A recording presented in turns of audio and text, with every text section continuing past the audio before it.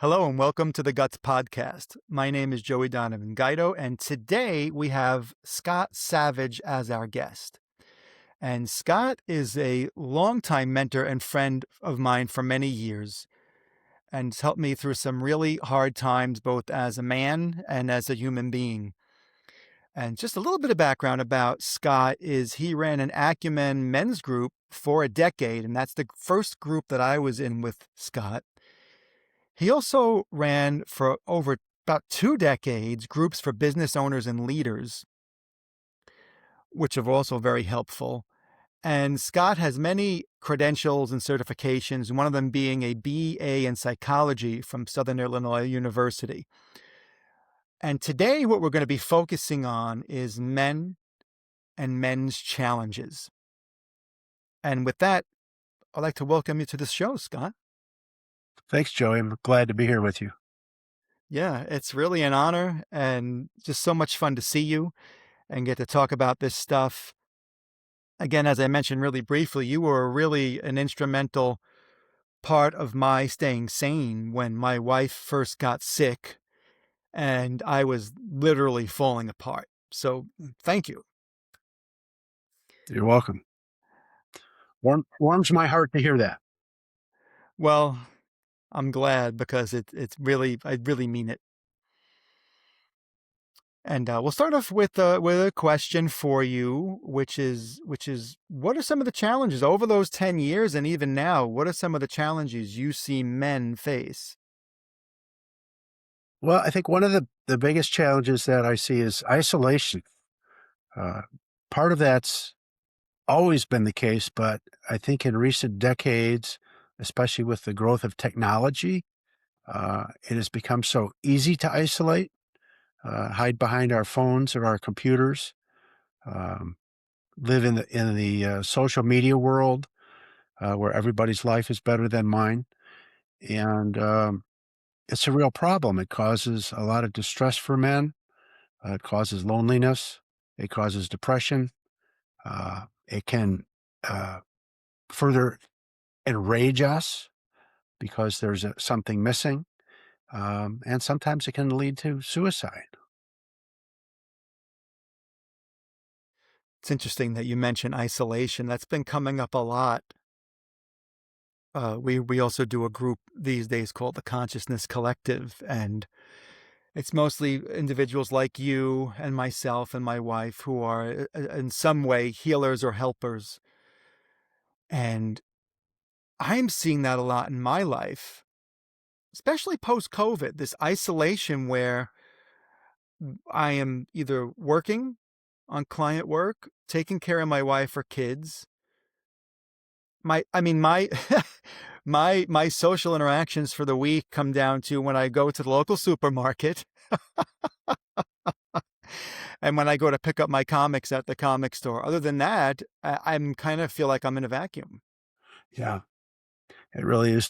It's so easy to be isolated now because of the way our culture is and our world works. So it's a challenge, and it's a challenge, I think, for most of us. Mhm. I think it's a good point. You know, a lot of the things that we're looking to talk to today are men centric, but I think there is going to be bleed over, especially with this some some some degree of isolation for everybody. And also, I feel that's in this day and age a lot of issues like stress and burnout from work, which once were more a male dominant problem, now are kind of go throughout of all of society because women have kind of come into that role as well as a breadwinner.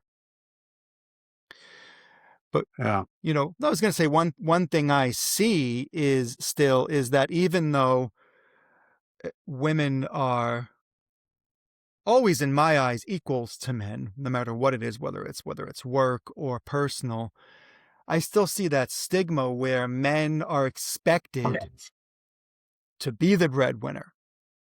And a lot of men who struggle if it just so happens that they get laid off or their wife makes considerably more than them, there can be these feelings of inferiority or failure with a man when he's not filling his like social obligation, if that makes sense.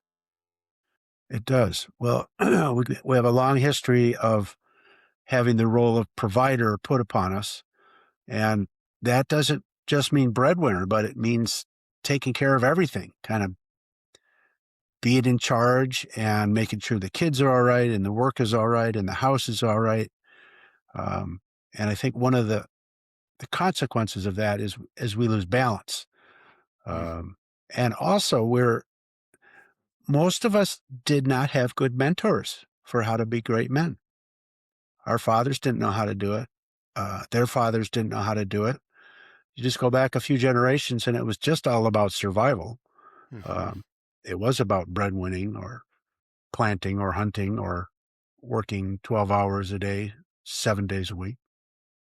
So nobody knew how to teach us how to do those things. And so we don't know how. And in particular, we don't know how to deal with our feelings. We don't know Hmm. how to talk about them. And yet we feel responsible for everything. We saw that Mm. in the men's group. Yeah. That was a big thing. Many of the men brought was, I feel so responsible for all this stuff, and I feel like I'm not keeping up. Right, I'm not holding up. I'm not doing everything I should be doing. Yeah. Yeah. And so a question for you about isolation. I don't want to take us away from that too quickly. Is what is your advice when you work with men who are either experiencing it and aware of it, or potentially just unconscious of it and just wondering kind of what's wrong? Why do I feel this way? Right. Well, and it really boils down to how we deal with our feelings. Because what happens is we bottle them up, we don't understand them, we don't talk about them, um, and they make us feel vulnerable. So we don't share them, even when it's appropriate. So there's this kind of burden without the release. Um, so we need to learn how to cope with feelings, in particular feelings of sadness. So most of us are really good at anger. Uh, and the other thing that we often say is we're tired, right? Men get angry and tired, and those are the only two emotions that we understand, but they're not the only ones we experience. We experience sadness, and we have to do that. We can't hide from that. Um, because if we experience it and process it and understand that we're sad about losing any of the things we care about in this life, could be a job, could be a relationship, it could be a literal loss or a metaphorical loss. Um, it crushes us. It pulls us down, and for most of us, it causes us either to get angry or to withdraw. Yeah. And that's it's when I was at my worst, right when we started working together, I've always been very lucky as a man to be very uh, well spoken about how I feel, which is unusual, and that's an issue in and of itself because men are supposed to, in many cases, belief is to quote unquote suck it up, Mhm. pull up your Yep, pants and just deal with it, or suppress it and get what you got to get done. that's right. And this usually leads to what you mentioned earlier, which is an angry outburst, bottling it up until it explodes. And one thing that's come up for me, both in Acumen Group, but also just in our conversations over the years, is we don't necessarily need to talk about the thing that's upsetting us when we get together, because there is co-regulation that happens when two men get together and have time together where they are actually both present, which is one of the things I learned from you and from the group. And it's an amazing thing. And this co regulation can also lead to metabolization of some of these stressors, which is why, if you see a really good friend, and I'm not saying meeting up with a good friend and having a bunch of drinks, I'm saying actually being real with a real friend. Mhm. being there in the moment, spending time together, and not escaping through drugs or alcohol or something like that. And I think it's really important that we're bringing this up here because I think a lot of men feel like, well, if I go see my buddies, I they don't feel comfortable to bring any of this stuff up or to really just sit with the emotion. Right, right. And there are many men and women that we really have such a hard time talking about our feelings with or emotions, that sometimes we shouldn't. Um, but this idea of co-regulation that you mentioned, often men need to be doing something. So we need to be fishing or walking or working on a project. Um, and and by doing that, we can feel that closeness without having to talk about all these scary, fuzzy words and feelings that we don't really get too well. Yeah. Yeah. So I recently moved to be closer to one of my sons, his wife, and their new baby, my first grandchild. And I get to spend a lot more time with him, which is wonderful. But often it's doing projects around his house or my house. And while we're doing those, it opens the windows and the doors for us to talk about things, how we're feeling. And I can remember, and I'll bet you can too, when your sons were teenagers, sometimes the best talk came while you were in the car together going somewhere. Yes. But we have to be careful not to force it. But we can invite it. We can ask questions or make observations um, about deeper things about life. So he and his wife have a 11-month-old, which takes up all the energy. Um, and they're tired all the time. And it's all they can do to get, through their work and through their kid and try and take care of the household. Um, so there's not a lot of time left over, but it also underscores that idea of all those responsibilities that can weigh on us. Hmm. Some days he works 2 jobs, Mm. and helps with the baby, and helps with his laundry and the groceries and everything else. Um, it's hard. It's a hard role. Yeah.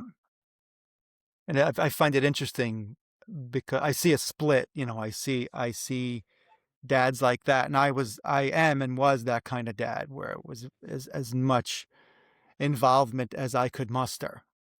And even to this day, just last night, even my younger son called me and he was struggling with some things. And he's like, hey, and this is like the dad part of being a man, which brings me so much joy.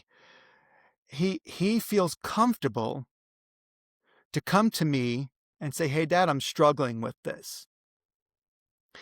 And for me, this brings a lot of positives because I see that when he does this, I raised him in a way that he knows he can trust me. Because I think part of that role as dad, especially traditionally, has been to be the discipliner, Yeah. which can include things like spanking or hitting, and which we've never believed in. And what I have found is things like that can break a trust between a father and a son or a daughter, and also teach some of these things we're trying to change in a more progressive world where men can express their feelings, right? Other than anger and rage. But when he came to me and just kind of spilled his guts about it, Mm. speaking of guts, it's part of where the podcast name comes from. It was just a really uh, good moment, a moment of Yeah. gratitude. That's so rich. That is such a wonderful feeling. Congrats on having that. Thank you. Well, it's so easy to discourage that. Um, it doesn't take much to break that trust. Um, and actually it has to be earned. We have to do the right things enough times so they can do that. Yeah. I mean, I didn't feel that I had that relationship with my dad. I don't know about you. No, no. Um, and it wasn't, I don't think it was for lack of desire on his part. I think he didn't see it as his role and he didn't know how to do it. Hmm. Although, you know what I do remember when I think of my dad, working on projects with him, Hmm. working on the tractor, working on the house, doing all those kind of things. And I really treasured that time so much that I would sometimes end up smoking like his Lucky Strikes that he would do 2 packs a day of. But that was the good time with dad. You know, one of the things that makes it so hard now for us is these kind of shifting cultural expectations. Uh, so there's, I would say, a backlash now, this sort of hyper masculine manosphere backlash against some of the direction of the past 20 or 30 years, where men were encouraged to be more androgynous, more sensitive. And now you see it. I mean, you see it with RFK taking his shirt off and doing push ups or pull ups. You see it with the things Pete Hegseth says. And that's the pendulum swinging to a far extreme. Um, and I think most men are not inclined to take that extremist of a view, nor are most of us inclined to be this soft, spineless, progressive man that's been depicted previously. Uh, so the sweet spot is somewhere in the middle, and thinking of a yin yang, and we have both. We have male and female qualities, and we become whole and balanced by knowing that and embracing those parts that are really who we really are. Yeah, and that kind of brings us back to what you mentioned earlier about role models. And it is it is, I think, right now, the role models, and I'll put those in air quotes, are very misogynistic, very egoic, and that really all depends on where you live and how you've been brought up also. But these role models, intentionally or not, either men or young men are seeing them and kind of, when you see something enough, you start to maybe emulate it because you think, well, that's the way it should be. Mhm. And I, for years, I always come back to this example where, there was a time when people built houses, they put asbestos in the house and I think it was for insulation, right? Until one day they realized, holy cow, this is making people sick and killing them. We got to stop using asbestos. Right? But that was the norm. And when we see these things that are egoic, and for those of you who aren't familiar, when I say egoic, that's very much like in the head, in the mind, in the thought pattern of, you know, very simplistic identifying yourself with how much money you make, how good you look doing push ups, how great your hair looks or doesn't look. That's the flip side of ego when you start to put yourself down. But it's really something that has no connection to what you mentioned, Scott, to that true self, the self that goes beyond what you look like or what your job is. And these kind of role models are very much kind of trying to pull back men into this egoic form where we identify with, hey man, my car is better than yours. And Uh, that's a troublesome road to walk. it is. It is. And and we're all looking for identity. So I have someone in my life who's very successful in business, has made a lot of money. Um, and for many years, I really looked up to him and I measured myself against him. And I said, well, look at all he's achieved and I haven't achieved those things. Um, but more recently, I've found, that he has achieved a lot on that side of the ledger and not so much on the other side of the ledger, the spiritual side, the emotional side. Um, and I've actually shifted my perspective and I feel compassion for him because I think he really missed out on a lot. I think his work has been a form of addiction. Um, which has kept him focused to the exclusion of many other good parts of life. Um, so that's been an interesting transition for me to think about him in a different way. Mhm. Yeah, that's something I think I've struggled with as well, kind of this comparison and seeing people who are really making more money or making more of a professional impact. And, it's kinda like what you mentioned earlier, on social media, everybody's life looks better than yours because you're seeing, like, the filtered version, right? Curated, yeah. And yeah, and then, the camera stops and they go for their 5th or 6th drink because they're having trouble coping with life and,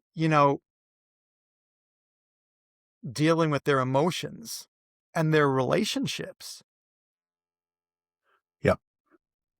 Yep. And finding out who they really are.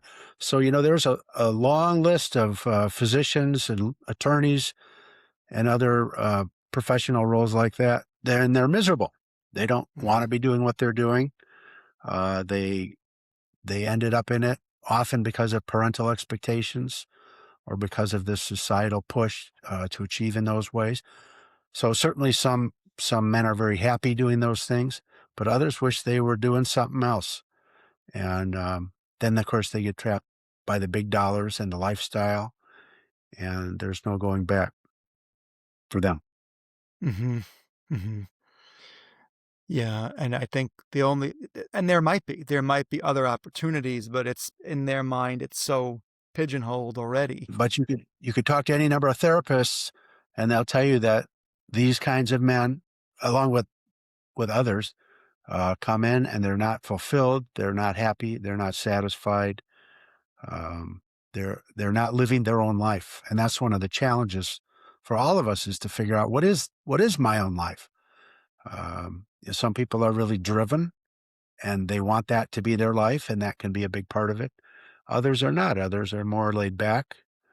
Um, and so we got to be okay with all those different ways of being and accepting of the many different variants that we come in.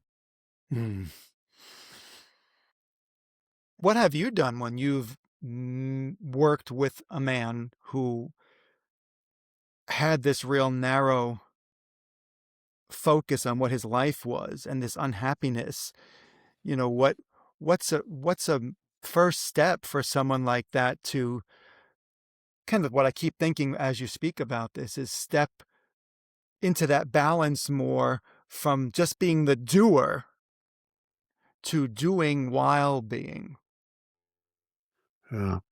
Well, it often starts with some self-discovery, and using that psychic pain that we're feeling to say, what is this about? Why am I unfulfilled? What's missing for me? What are my values? And how am I living them? Um, and once someone does that sort of reflection, which isn't, it's not a 10-minute process. It's an ongoing process. Um, Sometimes they might decide to make a huge transformation in their life. Other times they might decide to make a small one. Um, how much money is enough money to make? How much professional success is enough? Can I throttle back? Can I? Do I want to spend more time with my family? Um, so in my case, so for the last 40 years, I've been telling myself I wanted to move to a warmer climate that was not Wisconsin. And I didn't get around to I had kids and I had a family and I had a job and all those reasons I didn't do it. And now in the last year, I've moved farther north to where it's colder, longer. Um, because I realized, and this hit me pretty much like a thunderbolt after a trip to the South, that I didn't need to be in the South. But what was most important to me was to be near family. And the absolute clarity of that um, epiphany is quite amazing. Um, it was not vague. It was very clear that this is what I needed to do, and I've done it. and I'm feeling very fulfilled with that family time. I like where we've moved to. It's a little colder, a little longer, but I've just accepted that as the way it is and can even enjoy that. So I made a big shift based on what was most important to me. Yeah, I think that's really good point, and that's gonna be different for everybody, right? But I think from what I have seen when people start to self-reflect, that is one of the top things that comes up is family and connection, and for me, one of my big shifts early on in my process to being more mindful and more conscious was, when my wife was sick, it was all about taking care of her, taking care of the kids, taking care of my clients.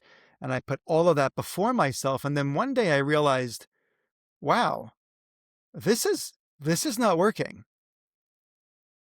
What needs to be most important, and this is not an egoic thing or a thing about being selfish. It's more about like, making sure your car has got the proper air pressure and you've changed your oil and your brakes when they need to be done.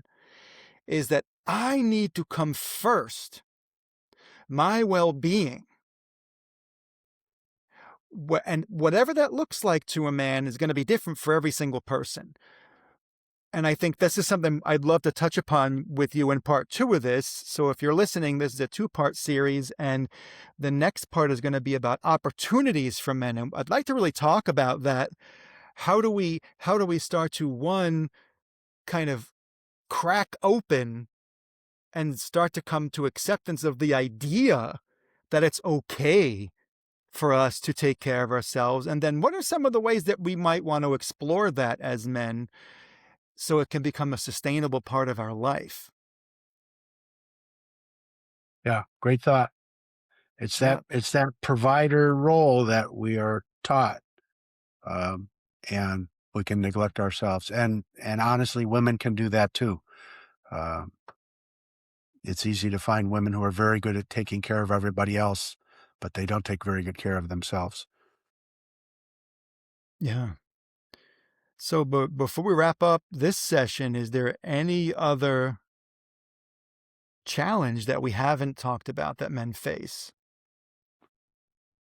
Well, I think we took a good bite out of it. I want to put a plug in for a book, if you'll allow it. Yeah. It's not a book I wrote, but I did contribute seriously to it, and it's called Balls: Men Finding Courage with Words, Work, Wine, and Women by Doctors Ron Johnson and Deb Brock, two longtime friends and colleagues of mine. And it really gets into this. And balls is basically equated with courage. Um, we need to have the courage to find ourselves, to be ourselves. Uh, and often it's the courage to speak up, uh, but not speak up badly, to speak up effectively. Uh, it's complicated stuff, but the book is very simply written. It's accessible, and it has chapters in it on do's and don'ts for men and also for women. So for women, enjoy this book because it helps them understand what it's like to be a man. So the title is simply Balls. Yeah, and we'll put that in the show notes. When you're listening, you can find the information about the book there as well. And you just made me think of something that I wanted to bring up before we wrap. You kind of made me think about this again. Strength. You talked about men and strength, and that, showing our emotions, whether that be sadness, sharing that we're feeling depressed, or crying, is not a sign of weakness. And I think we've been kind of beaten down almost into submission as men to think that, if you show these emotions, you're weak. And what I have found, especially over the last 8+ years, since my wife has had so many health issues, is that showing emotion in a mindful way, which to your point that you just mentioned, it's not about just blurting it all out and hurting others. It's about how can I mindfully express this in a way that I'm understood and heard without somebody feeling affronted by me, as best as possible, because some people just to feel affronted if you look at them, they're pissed off. But how can I express this? And sometimes it's just how can I make a moment for myself to feel this and let it out, which can Yep, often be tears. absolutely.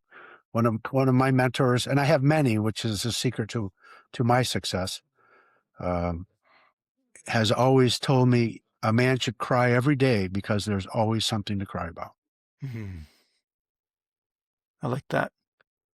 And most of us haven't done a good job of crying for many years, so we have a lot of crying to catch up on. Uh, I prefer to do my crying in private, thank you, Mm. as many men do. But and you got to be judicious about how and whom you disclose those emotions, because not everyone knows what to do with that.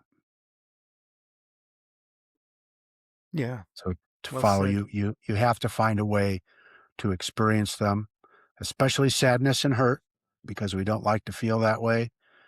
But the great thing about sadness is when we fully experience it, it it finishes, it completes itself, and then it sets us free. Hmm. Instead of it recycling over and over and over. Doesn't mean sadness won't come back about that thing or something else, but it's a process of letting go. Right, Yeah. right. And sadness is always about loss, and it's usually about loss of something we love. Hmm. Even if it's a car gets crashed, we can love our car, Yeah. and if it gets destroyed, that's pretty sad. And that's a big one. I think that a lot of men don't think about is loss. And because loss doesn't just mean the death of a person, which I think is how a lot of people frame loss, or Yeah, loss of a job, loss. There's also the loss of a marriage. Even if it's yeah, a healthy separation, there's still loss there. And there's also loss within marriages that are still healthy when somebody gets sick. yeah, you know that one. Yeah. And we haven't even talked about how men, when all of a sudden this role of caregiver comes on to them. And what do you do with that? If what do you do with that when you're supposed to be this kind of macho guy who just sucks it up? And that can cause a great rift in one's self. uh, what word am I looking for here, Scott? When the self image. Mhm. Yep. I should be tougher. I shouldn't let this bother me. I should be able to handle it. Those are all lies we tell ourselves. Um, you mentioned in the intro, being a man and a human being. Well, yeah, we are human beings, for better or for worse, Hmm. and we're complex. I do Yeah. have one little soapbox I want to add. So, a lot of the men I've worked with have been dealing with marriages that were about to end or had ended, and I think that's important terminology. Often when marriages end, it does not mean they failed or that we failed. Often when they end, it's because they need to end. They need to end so one or both people can keep growing, and it's not working anymore, and maybe it never worked. Now, that doesn't mean we shouldn't work on ourselves and do some learning based on marriages that end, but sometimes a marriage that ends is a great success. Hmm. Good point. Or other relationship. Maybe not marriage, still a deep relationship that ends. Does not mean failure. It goes back to that feeling of responsibility. And I think a lot of times we can put the blame on ourselves. This is kind of two-pronged because in one sense, a lot of times we'll put the blame on ourselves if something doesn't work. And if something doesn't work, it doesn't, like you said, it doesn't mean we failed, but we will put that feeling of failure on ourselves, which is an immediate kind of like this real heaviness that we'll feel. And I think that is a misstep that any human being can make. I think the flip side of that, Scott, and I'm glad you brought this up before we wrapped, is the person who puts all the blame on the other person. Hmm. And I think in most cases, unless they're extreme, it takes two to tango. So when a relationship ends, or that form of the relationship, like a marriage, ends and becomes something else, I think it's really important to, one, not just put the blame on anybody, but to try and make space to step back from it and just look at it as something that didn't work the way we hoped, and also self-reflect. Yep. And we've talked about self-reflection a few times, and I think something important to note is that I know it was true of me when I started with that self-reflection. I didn't always like what I saw. Mm-hmm. And that didn't mean it had to stay that way. Because we can change. We can. Some things we can change. Other things we just have to accept. Yep. Yeah. Yep. Eckhart Tolle says that. You know it probably as well as I do. He says there's three things you can do if you're in a situation you don't like. You can walk away, you can make a change, or you can accept it. Mm. Yeah. Yeah. He's a smart guy. He is a smart guy. Yeah. Well, on that note, Scott, I'd like to thank you for coming today and talking about men's challenges. Been my We hope, pleasure. yeah, and if anybody wants to learn more about Scott, you can visit his website at www.savagegroup.biz. And yes, that is his actual real name, Scott Savage, which is like the coolest name ever. And I get to call you my friend and my mentor, and I love you. Thank you, Joey. This has been good. Yeah. See you next time.